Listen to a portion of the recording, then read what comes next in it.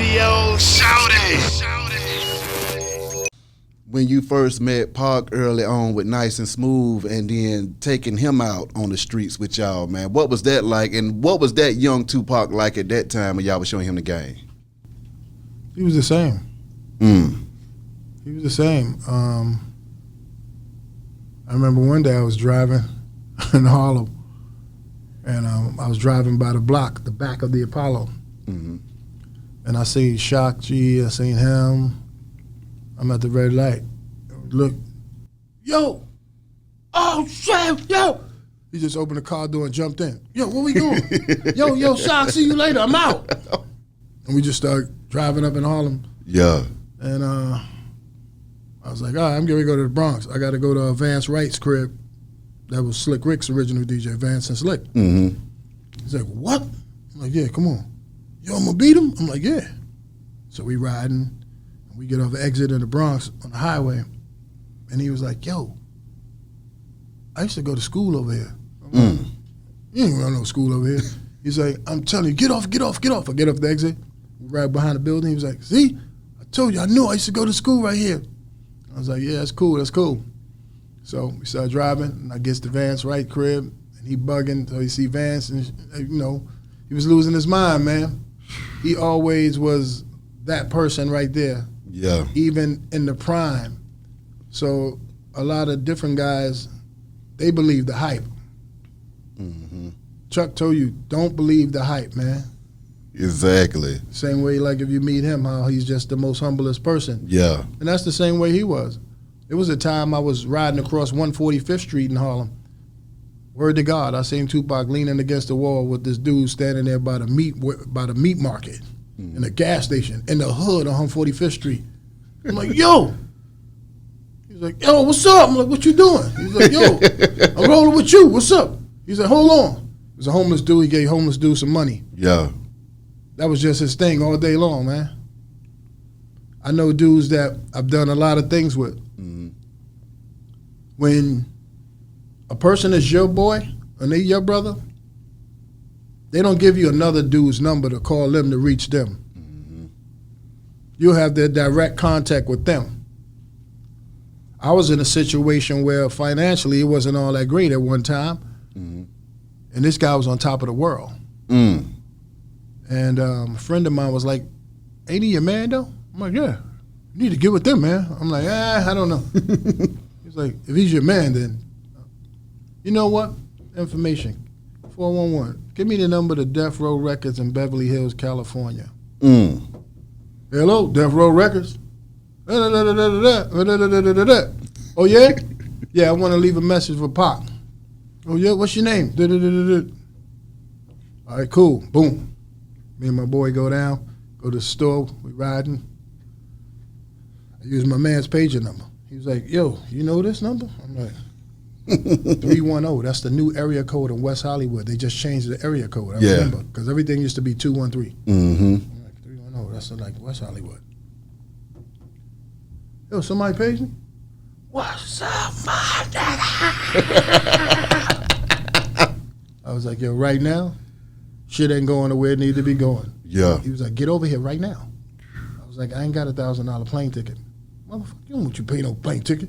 Write this number down. Call back in 5 minutes. I was like, all right. Some white lady answers. She talking. At 7 o'clock in the morning tomorrow, 2 tickets. I'm like, hold on. Can you do it the next day? She was like, hold on. Okay. 2 days later. My God. Right there. At a car service limo with the sign with my name on it. I'm laughing. I'm like, look at this. I'm riding, and the driver's like, you want to go through the hood or you want to go through the freeway? I'm like, what do you mean?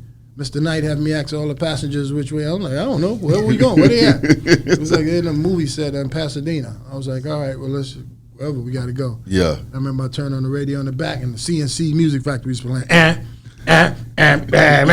remember it clear as day. I'm just like, it's going down. It was cold when I left back home. Yeah. The sun was shining. It was hot as hell in Cali. I was like, roll down the window like, yeah, baby. My homeboy was with me. He was like, yeah.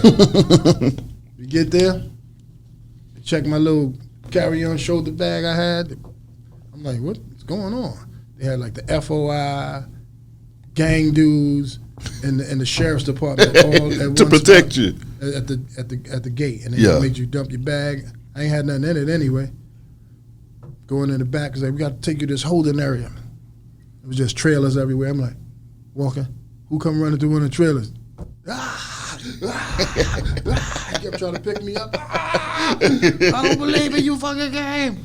He's like, yo, everybody's scared of my little ass, G. What can I do to anybody? I can't hurt nobody. Look at me. No, so we go in the trailer and he just started talking and other stuff. He's like, how Smooth doing? I'm like, he cool. He's like, that's cool, man. You call me, but what's up? I love him too. What you got on your last album at Def Jam? I'm gonna get you 50,000 more right now with me over here. Not on the new Death Row we gonna do in the East. The one right here with all the beef. He said, your music is fun. You're just hip hop. Everybody love your shit. In Cali, New York, it's just fun. Yeah. We do your single tonight. Let me do the hook and let's just bug the world out. That was it. He was like, you don't smoke no more? I was like, yeah. We were sitting in a little trailer. He's like, you don't act like it. Threw an ounce of the shit at me. My homeboy sitting there bugging out. He like, oh shit. That's your man. Oh shit. And the lady's like, yo, come on, we gotta go and do a scene. So he's like, yo, I'll be right back. He's like, you hungry? I'm like, yeah.